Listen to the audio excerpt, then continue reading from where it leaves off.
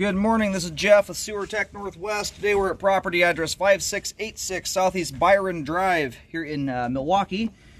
I describe everything as if you're standing in the street facing the front door, the front of the house in general. Right now we are on the right side of the house. We are, pretty much perfectly mid-span. If you were walking from the front right corner to the rear right corner, just straight up the right side of the house, this is basically smack dab in the middle of the right side wall of the home. And your best landmark to hunt this thing down, in fact, once I was told there was a shower through here, I found this on my first poke. But it is, it's one that sits at ground level, so it's easy to lose track of. So you've got vent there, foundation vent there, and then the last one over here. So you come in two vents, that's probably your best landmark to go off of. You're sitting about 3.5 feet to the right of that, and just about 6 inches out from the house here. 4-inch ABS cleanout is our point of access for checking the overall condition and serviceability of the sanitary sewer line. Water is running, and we're going to zero out the foot counter at the base of the cleanout. And I'm noticing right out of the gate here, we have a reasonable amount of standing water sitting in the bottom of the cleanout. We will take a look at that on the way out, and we're also going to go backwards to see where the belly originates from. Transitioning here to cast iron pipe. Also 4-inch. You've got what looks like potentially some channeling going on there. We'll get a better view on the way out. This is not looking super great here though. This has the appearance of a line that's had, oh, that might be what's damming the pipe up potentially.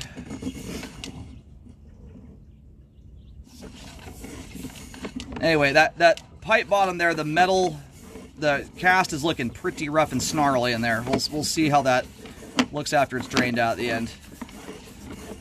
But if we do indeed have a belly there, and it's not just a debris dam. Oh, we're switching over to 6-inch concrete here.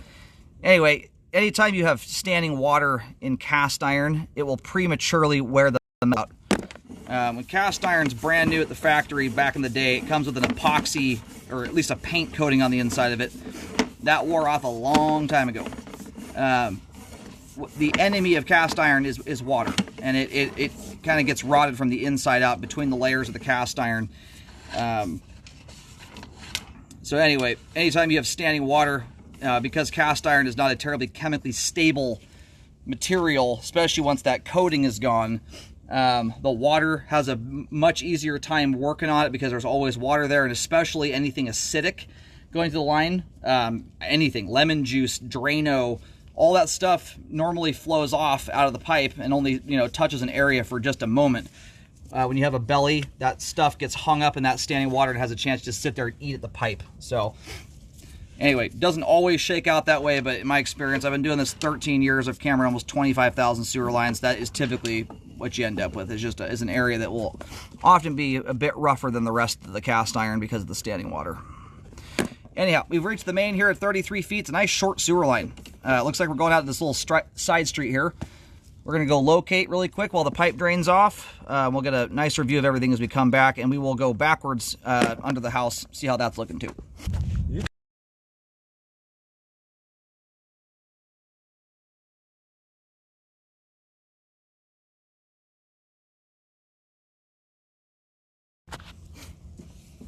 Alright, located the camera head there. The line terminates on which property? Southeast Byron Court. That's this dead-end road that's directly to the right of the house. Again, that's as you face the home from the street.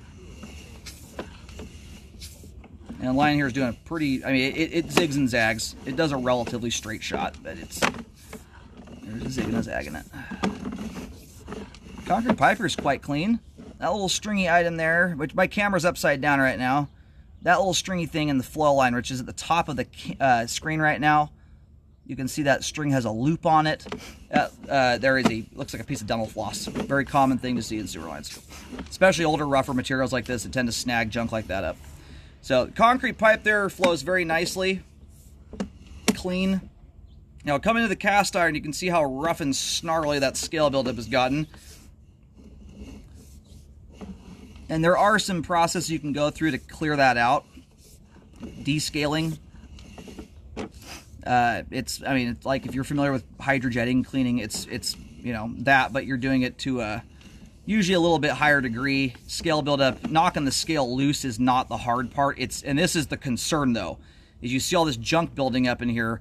That rough pipe wall surface really snags junk up, and when you get blockages in cast iron that's it's rough like this, they block really effectively. They're not the kind of blockages you're going to generally get the blockage breaking loose on its own. It's going to usually cause a full-on sewer event if it ever does happen. So anyway, in fact, I'm going to probably go do a toilet flush here to clear that junk out, just so I can verify whether we've got a belly here in the line or just a big huge debris dam.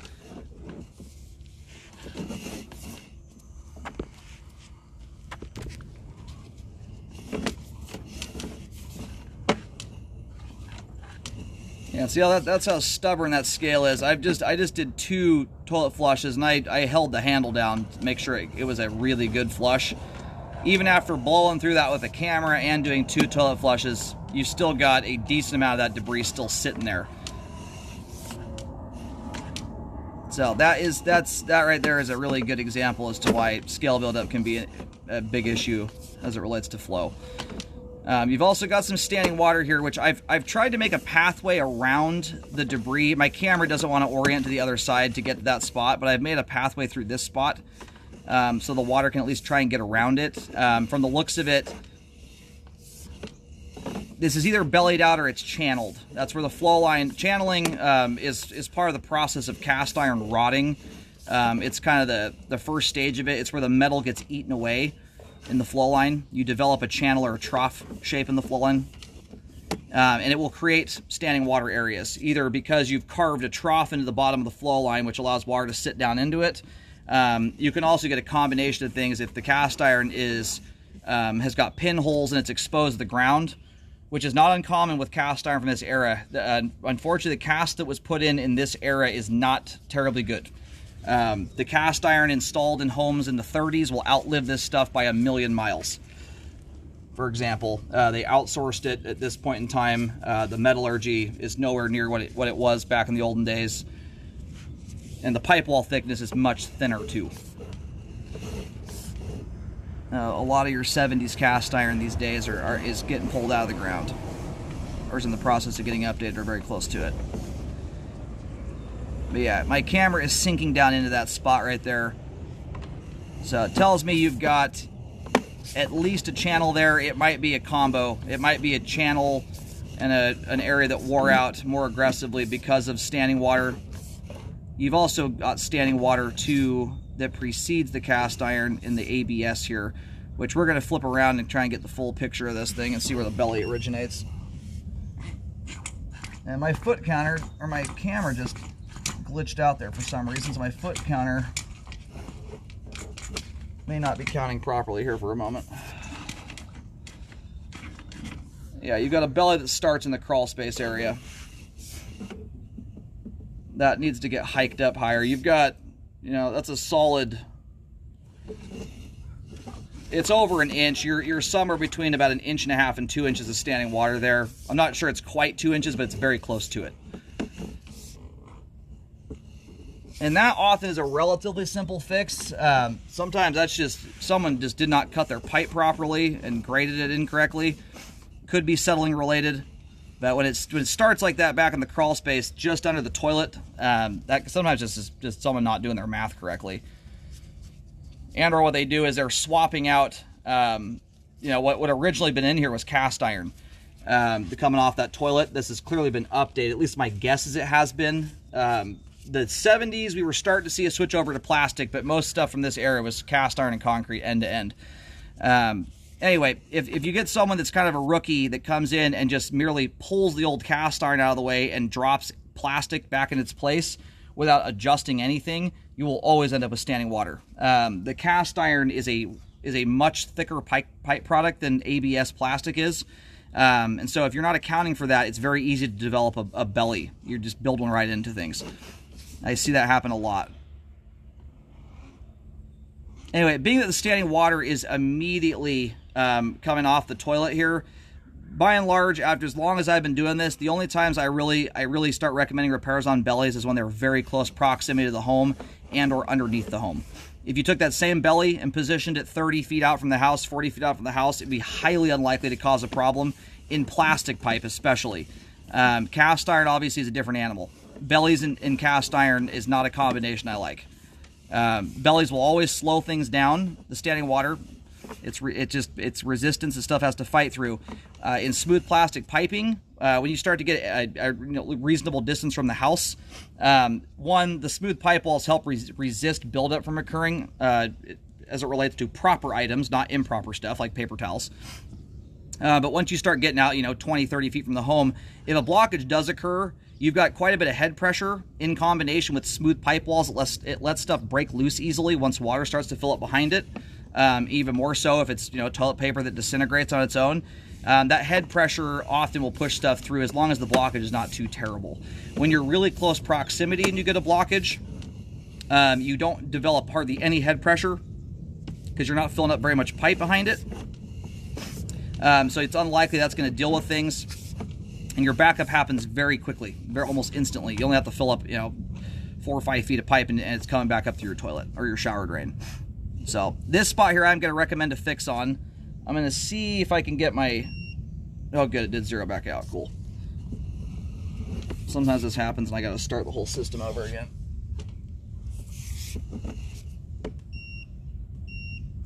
And then the cast iron here, I'm going to check some depths on it. With the amount of scale buildup this has, and being that we've got standing water that comes into the cast iron here, in order to correct the gradation, there's a very high likelihood the repair will have to get taken out at this point. You can see how we have a hard vertical drop right here. This is a whole bunch of unutilized grade. It's not a total nosedive, but you've got a lot of depth there you can utilize. So in this circumstance, if you're going to go digging up that bellied area, realistically, I would recommend you just deal with the cast iron at the same time.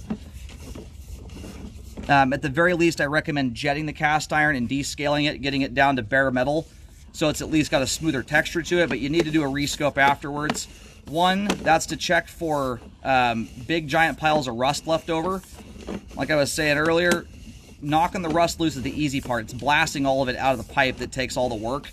And if someone does too quick of a job, it's very easy to end up with huge, thick piles of rust in your flow line that created a bigger problem than you had to begin with.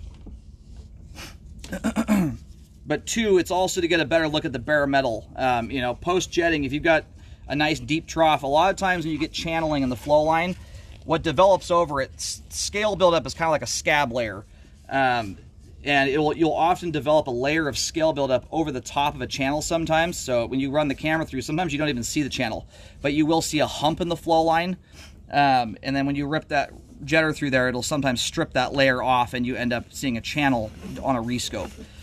So, if it's fairly shallow, it may not be totally time to deal with it yet, but spots like in here, you've got a ridge, there's a hump. The pipe bottom there is not concave, it's become convex, and that's what tells me there's likely a scale layer over the top of channeling. So anyway, that's my 2 cents on this thing. I'm going to run the camera all the way out here. Sorry for the back and forth. I'm trying to get the full picture of this thing to see what makes most sense. On these older lines like this, I tend to not recommend small spot repairs. It's one thing when a line is fully updated and you need to do a spot repair, it makes sense. When a line's this age and is already nearing the end of its lifespan, spot repairs don't make sense. So I'm going to push just past the cast iron transition to get a better locate. I'll try to adjust for that. Just know that marking might be off by 6 inches or so. Alrighty, and luckily we're stopping just before the street here. So we're sitting 2 feet or so, maybe 3 feet from the edge of the road there. About 6 foot 2 inches deep.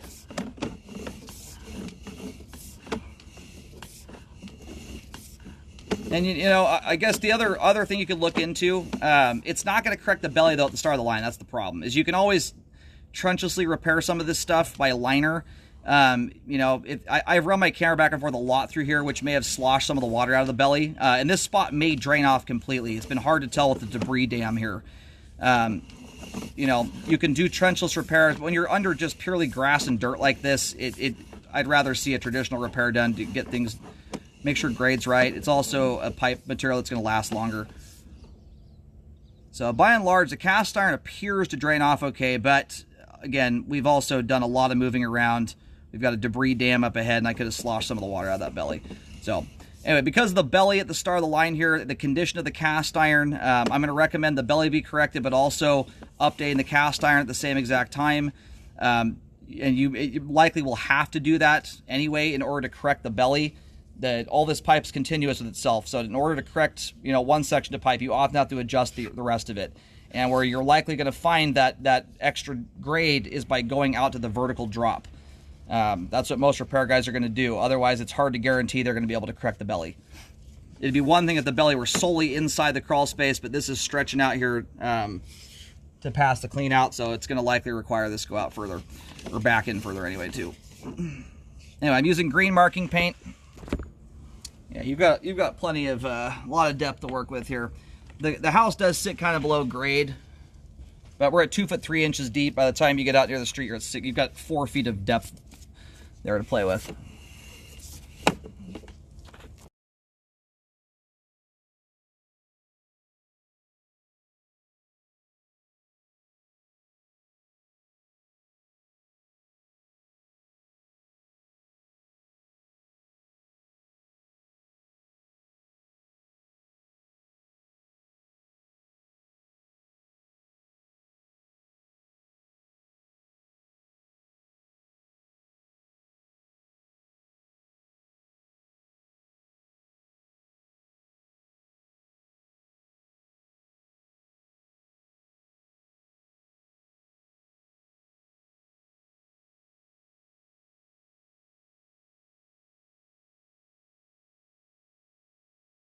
So I got 2 foot 3 inches deep at the transition to or just out, I should say, at the first turn. And that turn there, I'm also getting 2 foot 3 inches deep too. So, and the ground here is sitting pretty darn flat. It's built up a little bit where the sod's at. That may be accounting for something, but, I'm not seeing a lot of depth change there. The line looks like it's running pretty darn flat.